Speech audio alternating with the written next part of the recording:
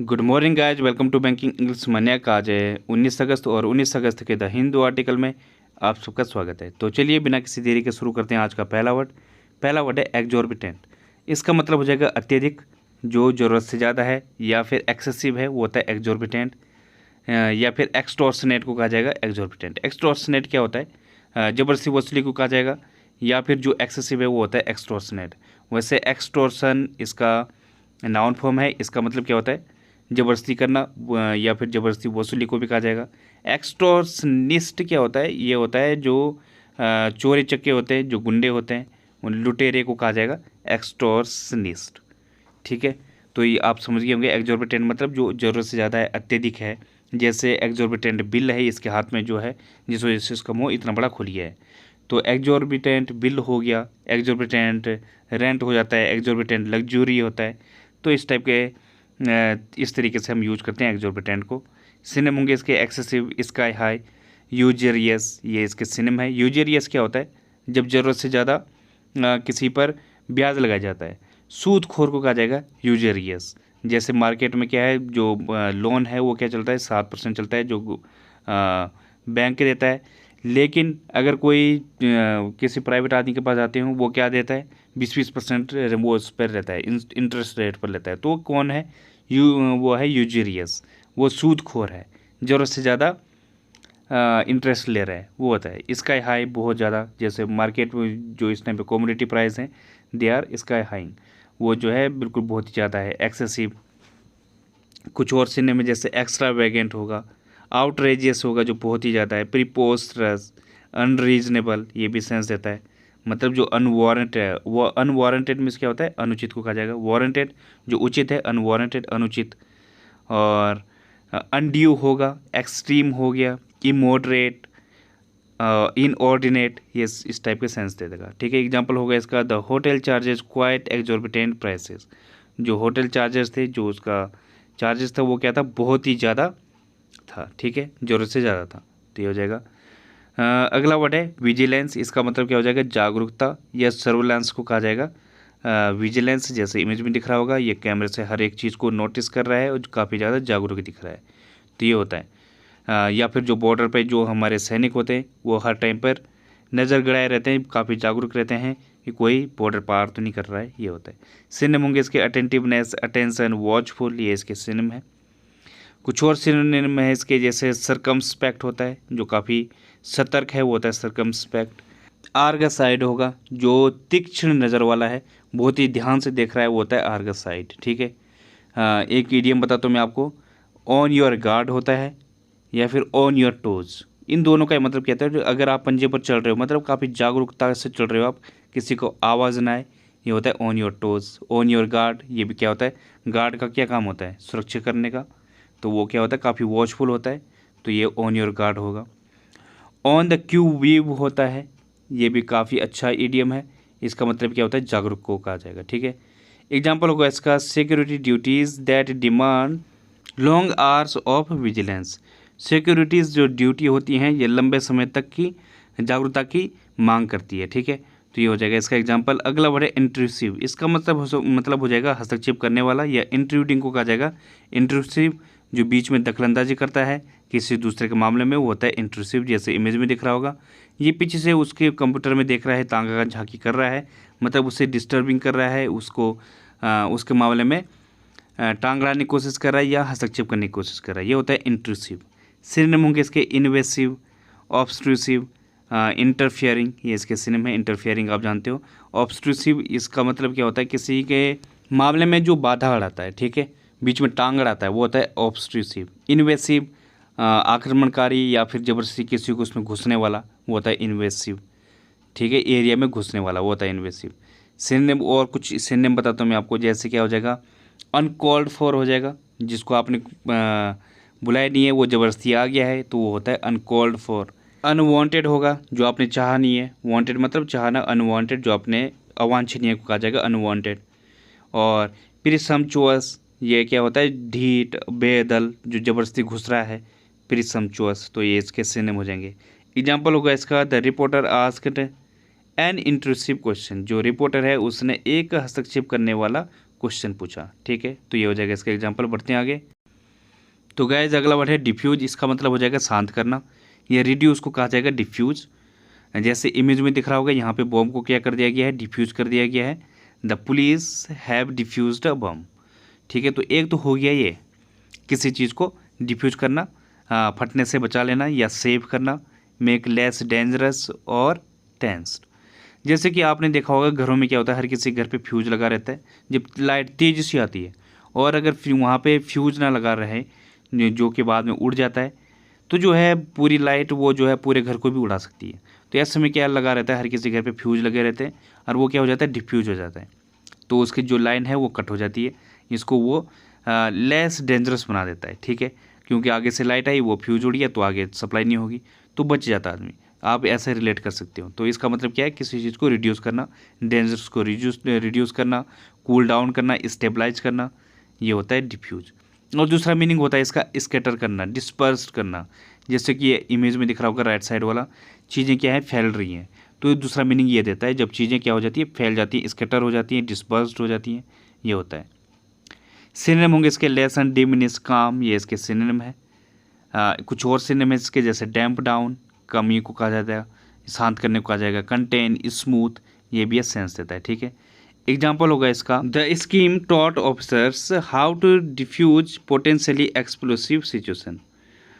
इस योजना ने अधिकारियों को सिखाया कि संभावित जो विस्फोटक स्थितियां हैं उन्हें कैसे शांत किया जाए। ठीक है, तो ये हो जाएगा। और इसका दूसरा मीनिंग था क्या, डिस्पर्स वाला। तो उसका एग्जांपल है the diffuse community which decentred in the church. जो फैली हुई कम्युनिटी है, इधर उधर डिस्पर्स्ड है, वो चर्च में इकट्ठी हुई। ठीक है, तो ये हो जाएगा। अगला वर्ड है इंडिजिनस। इसका मतलब हो जाएगा स्वदेशी, नेटिव को कहा जाएगा इंडिजिनस। जैसे इमेज में दिख रहा होगा, जो आदिवासी हैं इनको कहा जाता है कि ये क्या है, कहीं के भी किसी भी एरिया के अगर आपको आदिवासी दिखेंगे तो वो वहाँ के ओरिजिनल होते हैं, वो वहाँ के मूल निवासी होते हैं। ठीक है, ये होता है इंडिजिनस। सिनोनिम होंगे इसके एबोरिजिनल, लोकल, होम ग्रोन, ये इसके सिनोनिम है। होम ग्रोन जो वहीं का है, जो वहीं पे बड़ा हुआ है, या मूल निवास है, कहीं मूल निवासी है कहीं का। लोकल तो होता ही है, मतलब जो उस एरिया का है। अब एबोरिजिनल ये आदिवासी को कहा जाता है। ठीक है, तो ये इसके सिनोनिम है। इसके कुछ और सिनोनिम है, जैसे एंडेमिक होगा। एंडेमिक में क्या होता है, जो स्वदेशी होता है। कई सारी बीमारियां क्या होती है, पैंडेमिक होती है, जो पूरे विश्व में फैली होती है, पैंडेमिक ऑल ओवर। और एंडेमिक जो सिर्फ किसी एक लोकल एरिया की होती है, नेटिव होती है, जो वो होता है एंडेमिक। कंजीनेटल होगा, को नेचुरल होगा। इसका मतलब क्या हो जाएगा, जन्मजात या जो इनबॉर्न है वो होता है कंजीनेटल या को नेचुरल। इंट्रिंसिक होता है, ये भी होता है इनहेरेंट, जो आपको आनुवांशिक रूप से मिला है, जन्म से मिला है। इननेट होगा, आंतरिक होगा जाएगा। ठीक है, तो ये भी इसके सिनोनिम होंगे। एग्जाम्पल होगा इसका, we met indigenous people of Siberia. हम जो है साइबेरिया के जो नेटिव पीपल हैं उनसे मिले। ठीक है, स्वदेशी लोगों से मिले, ये हो जाएगा। अगला वर्ड है पर्सपिकेसिटी। इसका मतलब हो जाएगा चतुराई या श्रूडनेस को कहा जाएगा।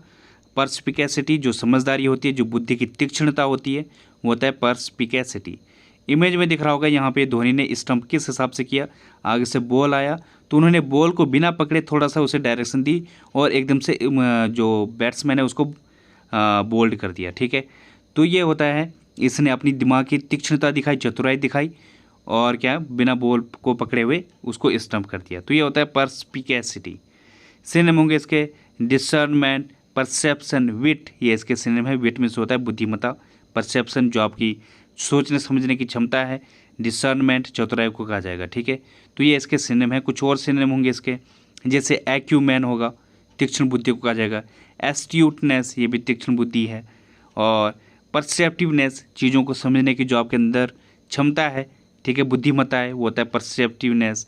सैगेसिटी, सेजनेस, ये दोनों ही, इन दोनों का मतलब क्या होता है, जो बुद्धिमत्ता आपकी जो तीक्ष्ण बुद्धि है वो होता है सैगेसिटी, और सेजनेस जो आपके अंदर समझदारी है। एग्जाम्पल होगा इसका, the perspicacity of her remarks was quite evident. जो उसके रिमार्क्स की जो चतुराई थी वो स्पष्ट थी या वो साफ जाहिर थी। ठीक है, तो ये इसका एग्जाम्पल हो जाएगा। बढ़ते हैं आगे। तो गाइस अगला वर्ड है डिवोशन। इसका मतलब हो जाएगा निष्ठा, लॉयल्टी को कहा जाएगा डिवोशन। जब आप किसी चीज़ के प्रति क्या होते कमिटमेंट होते हो, या आप अफेक्शन दिखाते हो, अडोरेशन दिखाते हो, लव वर्शिप दिखाते हो, ये होता है डिवोशन। ठीक है, सिनोनिम होंगे इसके फेथफुलनेस, फिडेलिटी, एलिजियंस, ये इसके सिनोनिम है। जैसे allegiance for the government, for the government बोलो, या फिर नेशन, देश के प्रति अपनी निष्ठा। ठीक है, वैसे फिडेलिटी विश्वसनीयता को कहा जाएगा, फेथफुलनेस जो आपका विश्वास है वो होता है। ठीक है, इसके कुछ और सिनोनिम है, जैसे क्या हो जाएगा, अफेक्शन हो जाएगा, लव को कहा जाता है। अधेरेंस, डेडिकेशन, ये भी इसके सिनोनिम होंगे, किसी के प्रति जो आपका लगाव है वो होता है। कंसिस्टेंसी होगा, ये भी इसका एक सेंस देगा। कंसिस्टेंसी मतलब जिसमें आप लगातार लगे हुए हो, लॉयल हो किसी चीज़ के लिए, वो होता है कंसिस्टेंसी। एग्जाम्पल होगा इसका, his devotion to duty never wavered, जो उसकी निष्ठा है ड्यूटी के लिए वो कभी भी वो क्या है डगमगाती नहीं है। ठीक है, तो ये हो जाएगा इसका एग्जाम्पल। अगला वर्ड है लस्ट्रस। इसका मतलब हो जाएगा चमकीला। शाइनिंग को कहा जाएगा लस्ट्रस। जैसे इमेज में दिख रहा होगा, ये क्या हो रही है, काफ़ी लस्ट्रस है, ग्लोइंग है, स्पार्कलिंग है, शिमरिंग है, ये होता है लस्ट्रस। इसे लस्ट से कन्फ्यूज मत करना। लस्ट मीन्स क्या होता है, कामुकता को कहा जाएगा। लस्टफुल इंसान कैसा होता है, जो काफ़ी कामुक होता है, वो होता है लस्ट। ठीक है, लेकिन ये क्या है, लस्ट्रस, चमकीला, शाइनिंग, ब्राइट, रेडिएंट, ल्यूमिनस, ये इसके सिनोनिम है। इनका मतलब क्या होता है, चमकीला। चमकीले के लिए काफ़ी सारे वर्ड हैं, जैसे ग्लीमिंग होगा, चमकीले को कहा जाएगा ग्लॉसी, डेजलिंग, ग्लिसनिंग, ये इसके सिनोनिम है। जैसे ग्लिसनिंग लेक, चमकती हुई झील। ठीक है, तो ये होता है। इसका एग्जांपल है, her hair was beautifully dark and lustrous, जो उसके बाल हैं वो काफ़ी काले या डार्क थे और काफ़ी चमकीले थे। ठीक है, तो ये हो जाएगा इसका एग्जांपल। अगला वर्ड है इन्फर्मिटी। इसका मतलब क्या हो जाएगा, दुर्बलता, वीकनेस को कहा जाएगा इन्फर्मिटी। जैसे इमेज में दिख रहा होगा, ये बुजुर्ग हो चुके हैं, तो बुजुर्ग जब बुढ़ापा आ जाता है तो क्या होते हैं, इन्फर्मिटी आ जाती है, दुर्बलता तो आ ही जाती है। ठीक है, सिनोनिम होंगे इसके फ्रेलिटी, डेप्रीपिट्यूट और डेबिलिटी, ये इसके सिनोनिम है। कमज़ोर होता हुआ डेबिलिटी को कहा जाता है। और डेक्रीपिट्यूट जो जर्जरता है, कमज़ोर होता हुआ है, वो होता है डेक्रीपिट्यूट। जीर्ण शीर्ण कहा जाता है। ठीक है, फ्रेलिटी, कमज़ोर होता हुआ, तो ये भी इसके सिनोनिम है। कुछ और सिनोनिम है इसके, जैसे फीबलनेस होगा, सीकलीनेस होगा, एलमेंट होगा, ये इसके सिनोनिम होंगे। डेफिशिएंसी, किसी चीज़ की कमी है जिसके अंदर, वो भी होता है। एग्जाम्पल होगा इसका, the infirmity brought on by the disease, जो दुर्बलता है वो कैसे आती है, डिजीज लाती है, उन्हें बीमारियां लेके आती है। ठीक है, तो ये हो जाएगा इसका एग्जाम्पल। तो गाइस आज का रूट वर्ड है कायरो। इसका मतलब हो जाएगा हैंड, हाथ को कहा जाता है कायरो।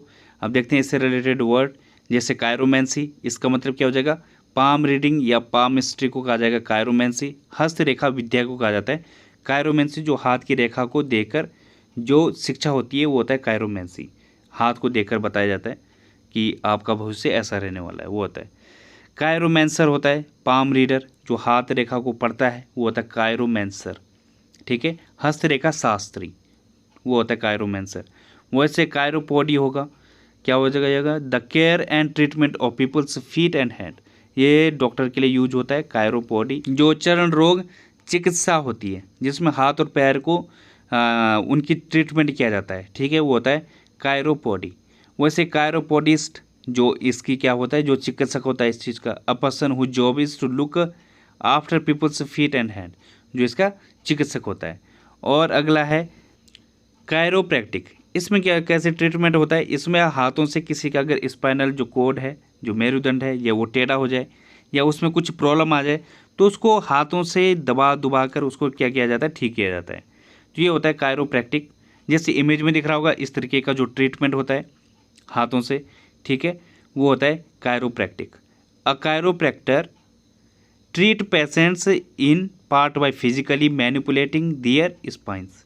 मैनिपुलेटिंग दियर स्पाइंस मतलब जो उसकी जो स्पाइंस है उसको सीधा करके धीरे धीरे हाथों से जेंटली टच करके उसको ठीक किया जाता है। ठीक है, तो रोग ठीक करने की रीति या प्रणाली को कहा जाता है कायरोप्रैक्टिक। तो ये इसके सिनोनिम हो जाएंगे। हाँ, तो ये इसका मतलब हो जाएगा। बढ़ते हैं अब आगे। तो गाइस आज की पहली इडियम है गेट अंडर स्किन। इसका मतलब हो जाएगा दुखी कर देना या टू इरिटेट और अपसेट समवन, ये होता है गेट अंडर स्किन।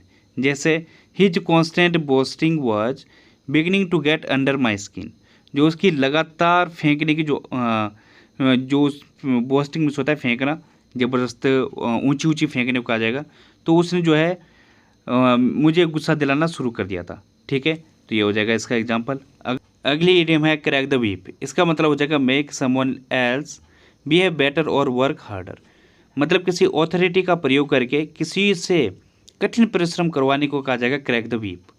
ठीक है, जैसे एग्जाम्पल है he needed someone to crack the whip without destroying morale. बिना किसी मोरल को डिस्ट्रॉय किए उसे किसी ऐसे बंदे की ज़रूरत है जो उससे कठिन परिश्रम कराए। ठीक है, जैसे कि कोच की ज़रूरत होती है, वो क्या करवाता है, जो प्लेयर्स होते हैं उनसे कठिन परिश्रम करवाता है, तो उसे एक सीधे सीधे कहें तो एक कोच की ज़रूरत है। तो ये हो जाएगा।